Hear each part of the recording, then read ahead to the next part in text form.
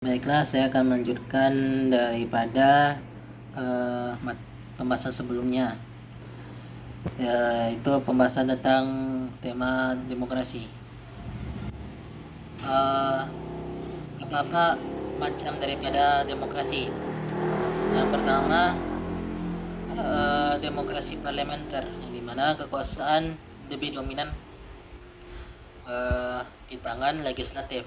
Dan kekuasaan dan demokrasi ini, kepala pemerintahan dan kepala negaranya berbeda dan juga memiliki tingkatan yang berbeda pula. Selanjutnya, demokrasi langsung. Demokrasi langsung ialah rakyatnya yang sendiri dalam memiliki kekuasaan tanpa adanya perantara ataupun majelis parlemen. Apabila sebuah negara yang menganut demokrasi langsung membuat kebijakan atau perundang-undangan, maka rakyatnya harus menyuarakan pandangan mereka dan juga harus menentukan nasib rakyat dalam nasib negara di tangan rakyat itu sendiri. Selanjutnya, demokrasi tak langsung. Demokrasi tak langsung ini dianut oleh banyak negara-negara yang menganut demokrasi. Demokrasi ini di mana rakyat dapat membentuk suatu perantara atau wakil-wakilnya atau perwakilannya. Demokrasi ini juga menekankan adanya hak-hak daripada minoritas, di mana kaum minoritas dapat menyatakan pendapatnya dengan melalui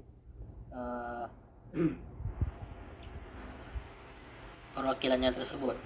Selanjutnya, demokrasi Pancasila. Demokrasi Pancasila hanya ada di Indonesia. Demokrasi Pancasila ini menganut daripada 5 sila Pancasila dan juga musyawarat mufakat, di mana dapat membentuk suatu tatanan masyarakat yang adil dan menjamin HAM. Selanjutnya, demokrasi presidensial. Demokrasi presidensial yaitu Presiden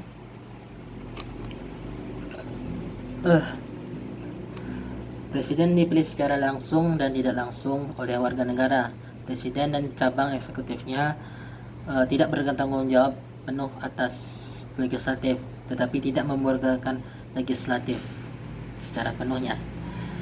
Selanjutnya, prinsip-prinsip daripada demokrasi. Adapun beberapa bentuk daripada prinsip demokrasi, yaitu negara berdasarkan konstitusi. Negara haruslah memiliki sebuah undang-undangan yang dapat mengatur sebuah tatanan negara yang menganut demokrasi. Selanjutnya, jaminan perlindungan HAM. Adanya jaminan perlindungan HAM dalam sebuah negara demokrasi dapat membuat ketertiban dalam masyarakat dan tidak adanya kesenjangan sosial antara masyarakat yang berkelas dan juga antara rakyat dan pemerintahan. Selanjutnya, kebebasan berpendapat dan berserikat.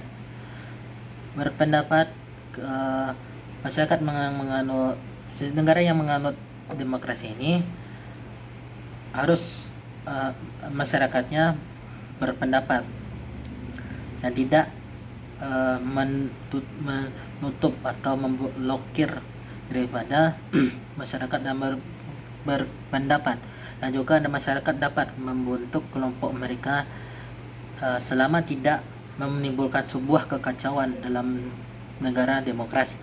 Selanjutnya, pergantian kekuasaan berkala. Agar tidak adanya permasalahan dalam sebuah negara, maka kepala pemerintahnya atau kepala negaranya harus diganti secara berkala agar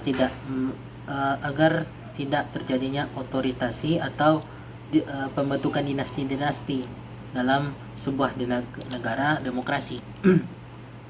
Selanjutnya, peradilan bebas dan tak memihak. Maksudnya yaitu peradilan atau hukum di mata hukum melihat atau pandangan hukum masyarakat itu sama, walaupun kelasnya berbeda ataupun jabatan berbeda ataupun memiliki kekuasaan. Dalam sebuah negara demokrasi peradilan ini harus tidak memihak dalam penegakan hukumnya. Misalnya penegakan hukum dan persamaan kedudukan. Maksudnya yaitu tidak adanya teleng atau berat kepala atau berat sebelah daripada aparat-aparat hukum yang menegak hukum antara rakyat dengan pemerintah. Selanjutnya jaminan kebebasan dalam pers. Jaminan dalam kebebasan pers ini di mana memuat bahwa wartawan ataupun pers media masyarakat tidak mendapatkan suatu ancaman atau suatu tindak kekerasan dalam pemerintahan. Jadi maksudnya mereka dapat bebas berpendapat tetap tanpa adanya